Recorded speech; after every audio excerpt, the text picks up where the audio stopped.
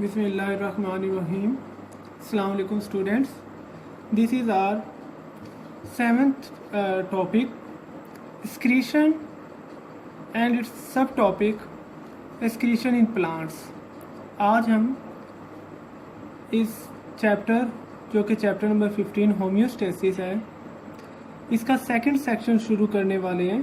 First section was osmoregulation, second section is excretion, then we will discuss thermoregulation.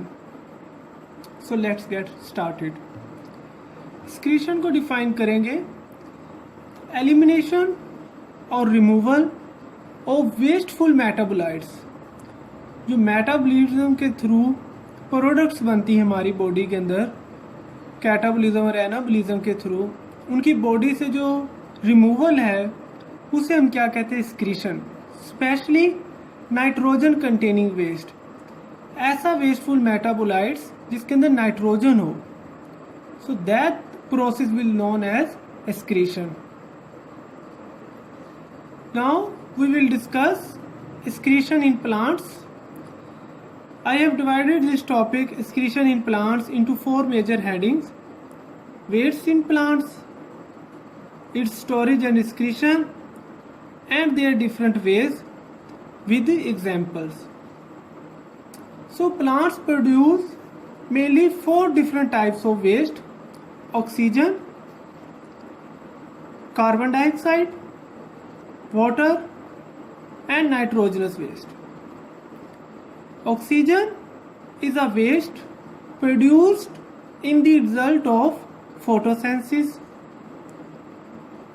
Oxygen जो है ये photosynthesis के result में बनती है, and it is removed by stomata. और ये किसके थ्रू रिमूव की जाती है प्लांट से? स्टोमेटा के through. Second waste carbon dioxide, जो कि किस प्रोसेस में बनती है, किस मेटाबॉलिक प्रोसेस में बनती है? Respiration. And carbon dioxide is also removed through the stomata. ये भी पौधे से रिमूव कर दी जाती है with the help of stomata. Water produce in both cases, photosynthesis plus respiration, दोनों केसेस के अंदर जो वाटर है ये प्लांट के अंदर प्रोड्यूस होता है.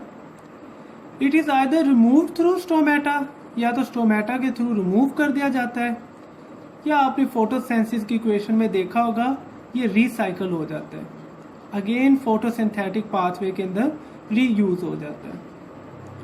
Fourth compound is nitrogenous compound, urea, uric acid, ammonia. Plant इन्हें किस तरह स्टोर करता है इन नाइट्रोजनस वेस्ट को, और कैसे इन्हें रिमूव करता है फिर, इसके हमने कुछ सब हेडिंग्स बनाई है. Our first method is vacuole. Plant cells have a large vacuole. These vacuoles are either used to store the useful compounds or to store the waste products. If the nitrogenous waste or nitrogenous products or any waste compound exceeds in amount, अगर तो nitrogenous waste और दूसरी excretory products की amount जो है वो exceed कर जाए, then plant vacuum store them in the form of crystal. Solid particles की फॉर्म में फिर उसे क्या करता है, स्टोर करता है. वाटर को वेपोरेट कर दिया जाता है, और जो नाइट्रोजनस वेस्ट है उन्हें प्लांट अपने वैक्यूल के अंदर सॉलिड पार्टिकल्स के अंदर स्टोर कर लेता है. So the first method is vacuole. Vacuole is used to store both type of compound, useful compound and waste compound. अगर कंपाउंड की अमाउंट ज़्यादा हो जाए तो फिर वो स्टोर करता है in the form of crystals. Second, leaves.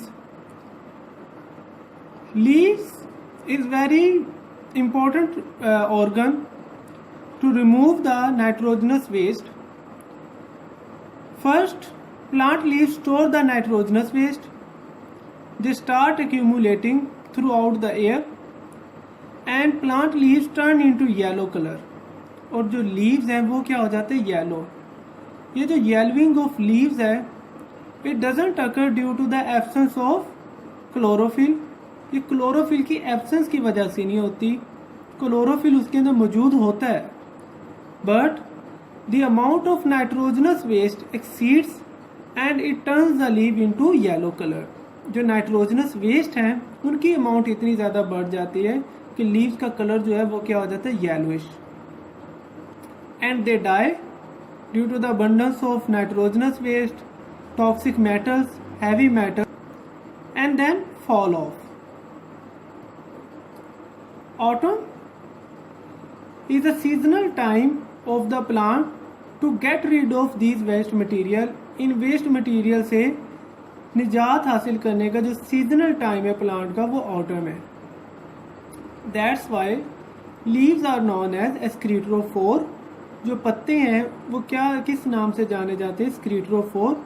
एस्क्रीटरो का मतलब है एस्क्रीटरी प्रोडक्ट, फोर का मतलब है टू बेयर, और branch, the branch which bear the excretory product is known as excretophore, and leaves are the structure that bear the excretory product of the plant. That's why leaves are known as excretophore. Secondly, some plants deposit their nitrogenous waste into their branches and old xylem vessels. कुछ plants जो हैं वो nitrogenous waste को branches के अंदर और old xylem vessels के अंदर स्टोर करते हैं. Those old xylem vessels which are no longer in use, जिनसे प्लांट वाटर की कंडक्शन का काम नहीं ले रहा होता, उनके अंदर प्लांट्स क्या करते हैं, अपने नाइट्रोजनस वेस्ट को स्टोर करना शुरू कर देते हैं. लाइक ई बोनी प्लांट्स. ई बोनी जो है ये प्लांट्स होते हैं, ये अपने जो नाइट्रोजनस वेस्ट हैं अपनी ओल्ड वेसल्स और ब्रांचेस के अंदर स्टोर करते हैं. फोर्थ मैकेनिज्म इज एक्यूमुलेशन और excretion of excretory products through roots. कुछ प्लांट्स ऐसे हैं लाइक कॉनिफर्स, इनकी एग्जांपल है, ये अपने नाइट्रोजनस वेस्ट को किसके थ्रू एक्सक्रीट करते हैं, थ्रू देयर रूट्स. अपनी रूट्स के थ्रू ये नाइट्रोजनस वेस्ट को सॉइल के अंदर क्या करते हैं, एक्सक्रीट करते हैं. And this excretion of nitrogenous waste is also act as a important chemical weapon. ये इर्द गिर्द की जो प्लांट्स की रूट्स हैं उन पे क्या करती है, अटैक करती है और उन रूट्स को क्या कर देती है, किल कर देती है. That's why this mechanism also plays an important role in a phenomena known as competition. दोबारा, some plants like conifers excrete their nitrogenous waste through roots into the soil, and these nitrogenous waste attack and kill the nearby roots to participate in an important phenomena known as competition. So these are the four mechanisms plants employ to remove or store their nitrogenous waste.